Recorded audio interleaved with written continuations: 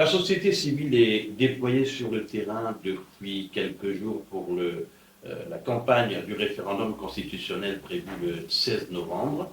Et la coordination de la société civile pour ce référendum est également mobilisée. Nous avons le plaisir de recevoir sur ce plateau aujourd'hui Annie Gisèle Nyangui-Moukani, qui est la présidente du syndicat des professionnels des mines et qui est membre du Conseil national de la société civile et membre de la coordination de la société civile pour le dit référendum.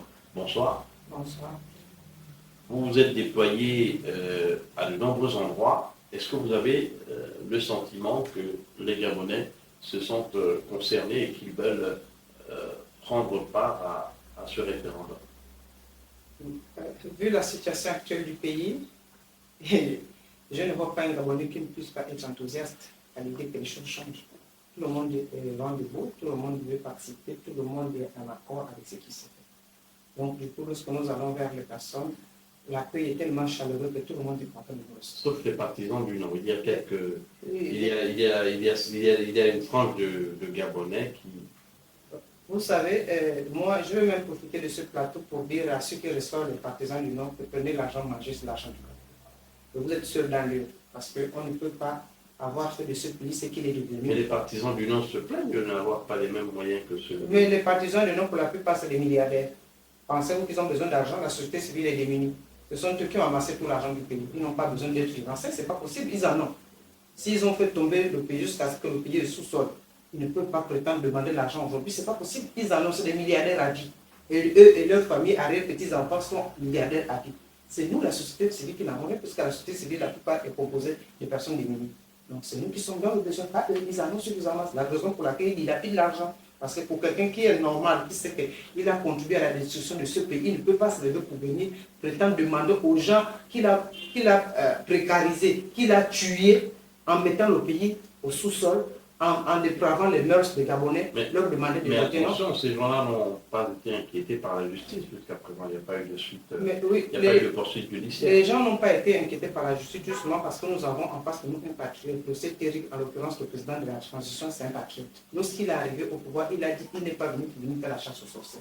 Il est venu pour construire le pays. Pour construire ce pays, il a besoin des gens qui ont détourné les fonds, qui sont ces personnes qui sont aujourd'hui en train de demander de voter le oui.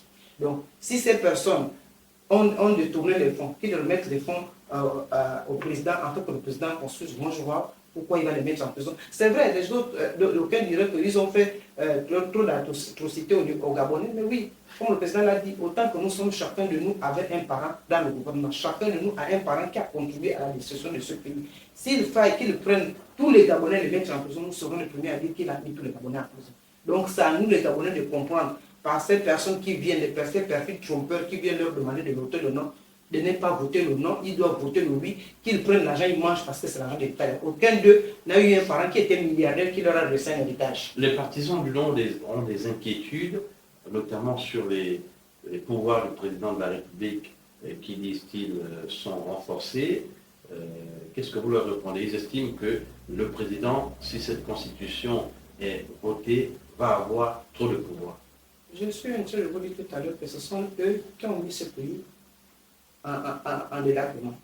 Ce sont eux qui manipulent la constitution à chaque fois. Ils ne peuvent pas venir dire que le président, tous les pouvoirs qui ont été donnés au président, c'est des pouvoirs qui font en sorte que le président ne vienne voir. Ce sont eux qui ont voulu faire de ce pays un royaume, en changeant de donne à chaque bout de rue, en changeant de donne à quelques heures des élections. Si aujourd'hui nous sommes arrivés au coup de libération, c'est justement parce qu'ils ont voulu faire encore la même chose. Ils ne peuvent pas venir dire ça, c'est pas possible. Ils sont venus, ils ont changé. Ce pays, nous tous nous savons que pour être encore plus fort qu'un homme et une femme, ils sont venus voter les voix des pays ici. Excusez-moi de l'expression, mais nous avons vécu ça. Au point où il y en a même qui en sont morts parce qu'ils ont refusé de voter ces voix. Nous tous nous connaissons. Donc c'est pas, à mon avis, ce n'est pas des personnes appropriées pour venir donner des leçons aux Gabonais. On est en saison de pluie, il a plu très fort aujourd'hui, il pourrait pleuvoir encore samedi. Comment votre coordination s'organise-t-elle pour qu'un maximum de Gabonais aillent voter? Parce que même si il y a de l'engouement, certains pourraient traîner les pieds. Là, je veux peut-être, comme je vous ai dit tantôt, que la société civile n'a pas de moyens pour mettre à disposition des moyens de locomotion à toutes les personnes qui vont pouvoir se déplacer.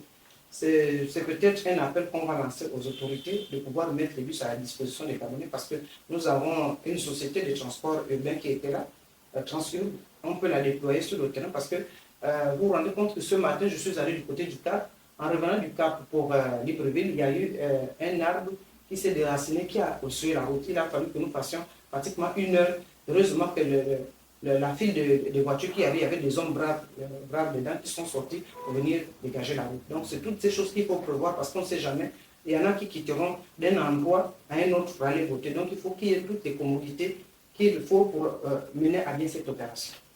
Et il y a aussi parmi les partisans du non des acteurs politiques importants, on ne va pas tous les citer ici, mais est-ce que vous pouvez comprendre certaines de leurs réserves par rapport à cette constitution? Je vous dis, en ce qui me concerne, je ne vois pas qui des politiques aujourd'hui qui se lèvent pour demander de voter le non, qui peuvent venir me dissuader de ce que je pense d'eux.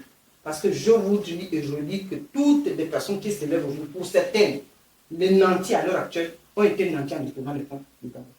Ce sont eux qui sont à l'origine de la situation du pays. Donc moi, je me vois mal à recevoir une telle personne chez moi pour venir me donner des leçons de moi. Ce n'est pas possible. Le Gabonais à l'heure actuelle qui va sur cette personne, ça veut dire que c'est le Gabonais qui ne sait pas ce qu'il veut de sa vie. Aujourd'hui, nous avons la chance d'avoir quelqu'un qui est venu nous sortir de cette situation. Nous avons un pays qui est en pleine construction, un pays qui est en train de sortir du gouffre dans lequel ces mêmes perfides trompeurs qui sont aujourd'hui les donneurs de leçons ont laissé le pays en venant de détruire le pays au point où le Gabon n'avait plus d'identité. Je ne me vois pas en train de suivre cette personne. Je ne peux même pas. En fait, mais est-ce que la société civile, parfois, n'entretient pas une sorte de confusion entre référendum et élection présidentielle? Je ne vois pas là où il y a confusion. Aujourd'hui, nous parlons de référendum, c'est le CTR qui amène le référendum. Donc, je ne vois pas là où il y a confusion. Si le CTR ne serait pas venu à l'heure où nous parlons pas de référendum, nous serons peut-être tous morts parce que l'hécatombe que nous avons réservé, ces mêmes personnes, les perfides trompeurs, c'était nous tuer après l'élection. Donc, je ne vois pas là où il y a amalgame. C'est justement pour dire aux gens qu'il faut que nous sortions de la situation de transition pour permettre au pays de se développer. Parce que si nous continuons à rester dans la transition, les choses ne vont pas aller bon train. Des investisseurs qui veulent venir investir au Gabon pour changer notre pays, afin que notre pays retourne davantage, c'est le blesse ne pourront pas venir.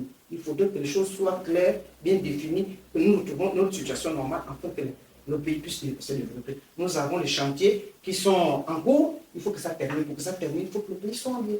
On ne peut pas terminer ces chantiers en état en transition. Qu'est-ce que la coordination de la société civile a prévu pour la journée de vendredi?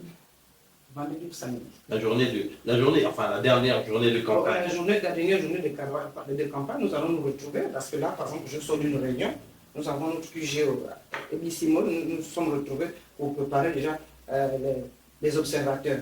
Nous avons eu un entretien, nous avons eu à faire une petite formation. La société civile soutient le oui et va déployer des observateurs. Ah oui, la société civile soutient le oui et va déployer des observateurs. Il n'y aura pas de soucis par rapport à la transparence? Souci pourquoi? Nous sommes dans un pays, à l'heure actuelle, qui va doter de la transparence? Sauf ceux qui sont habitués à tripatouiller. Mais à l'heure actuelle, le tripatouillage ne sera pas accepté. La preuve en est, le Gabonais a ouvert les yeux. Qui peut encore accepter qu'un tripatouillage se fasse devant lui? Ce n'est pas possible. Même à l'époque, on était prêt à mourir. Ce n'est pas aujourd'hui où nous avons la liberté d'expression, nous avons la liberté de réagir, nous avons la liberté de nous montrer que ce qui se fait n'est pas bon, qu'on va accepter. Ce n'est pas possible. Annie Gisèle Nyangui-Mokani, merci d'être passée sur ce plateau. On va vous donner l'occasion tout de même de conclure.